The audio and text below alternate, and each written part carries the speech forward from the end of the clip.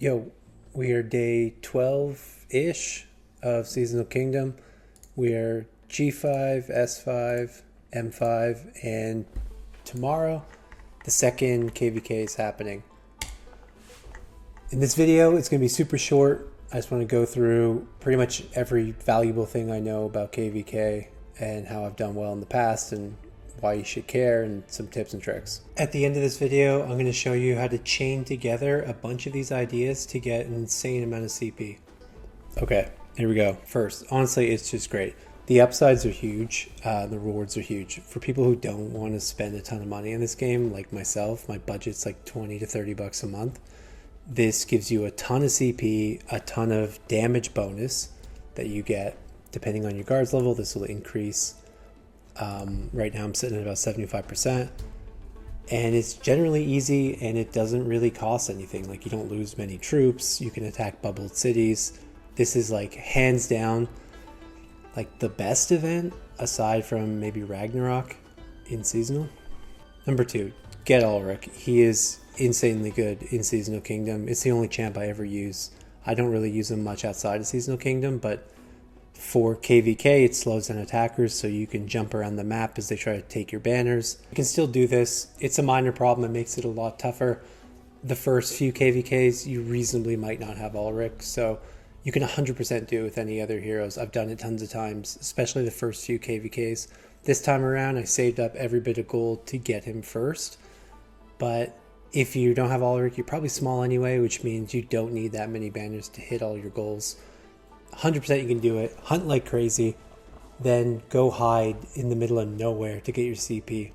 Don't always expect to complete the entire reward track, but you can get for sure 60-75% through, and you'll notice very little difference to your game. It's just going to be tougher. 4, I'm a big avoid the roads in rush hour kind of guy. Pretty basically the same thing goes here. Everyone is so eager and keen to get going at the beginning, right when the bell rings. I totally avoid the first, honestly, like 12 hours. Sometimes I do KVK like 3 hours before reset because there's no competition. You collect all the banners and no one tries to take them from you. It's great.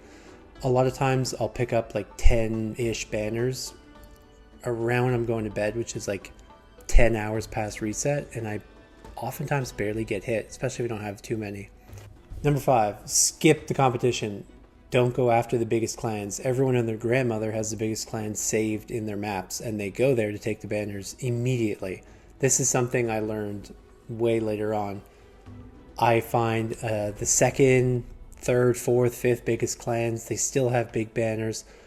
Try to save some non-Alrick targets, which a lot of smaller clans have.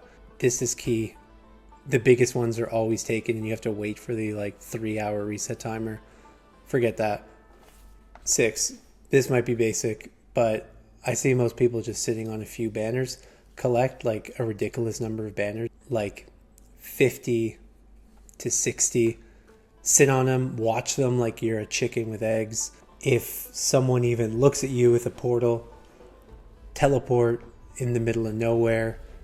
The reason being, you can collect a lot of these really fast.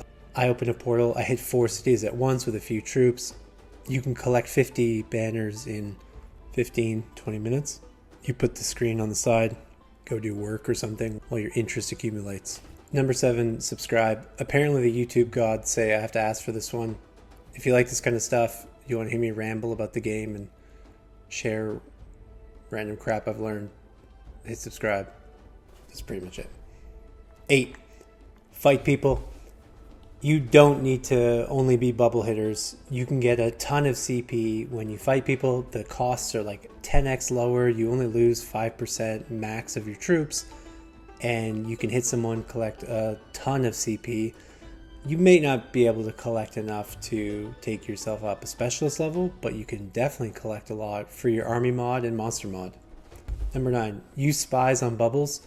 If you are like the rest of us, a bunch of mere mortals, you're probably running out of speed ups because this game requires a lot of them, especially Seasonal Kingdom. Cool trick I found last KVK was, instead of putting regular troops to attack the bubbled cities, which will take you 4 to 5 speed ups to get into a hit, use spies and takes you 1 to 2 speed ups. That's like, it's massive decrease in speed ups. You save like half the speed ups or 60% of the speed ups you otherwise would. It's awesome. Number 10, find a hiding spot. Near dead clans, you can hide behind their banners. You can hide under cursed monsters, or you can hide in the mess of dead players. I'm going to show you how I do that in 2 seconds. You go here, activate your watchtower, I guess. Cursed units, go heroic. I think they come up at like level 34. Where's this guy? This guy, he's so cool. Find one that isn't on clan land. Okay, right here. You go right behind his head, which is tough. With this, mine.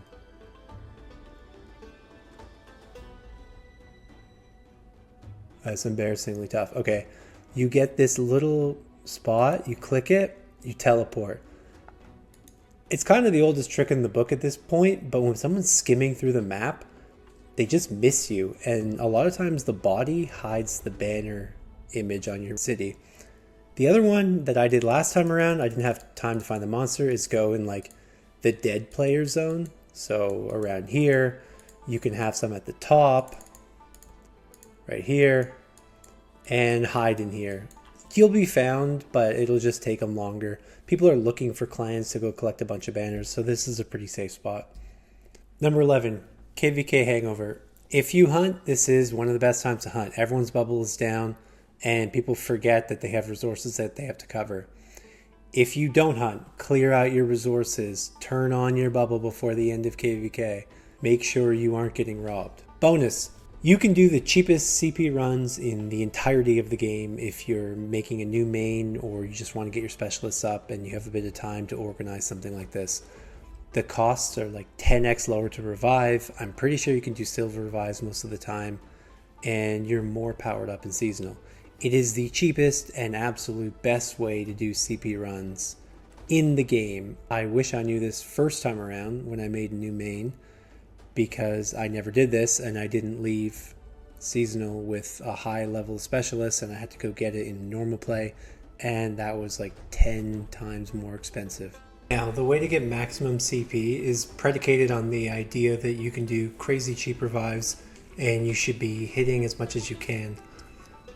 First one is the obvious, complete the reward track. It'll get you like halfway towards your next specialist level. Then hit every chance you can find big targets, smash into them. Your revive is like going to be super cheap. Do long Alrick runs. This will almost guarantee, if they're unbubbled, that they'll either reinforce or they'll be big enough to fight you, and you will get a ton of CP that way. And then the other one is scheduling CP runs. This is a little more involved, but you'll find someone, hit their birds or horses, and you'll get a ton of CP that way. Between all of these ideas, you can easily jump 1 specialist level each KVK. You can get all the army mods and monster mods for your level, and probably start saving up CP for the next specialist level. That is my whole spiel. I hope to get this video up in a bit of time before KVK, but it's happening in 16 hours, so I'll go edit. Good luck.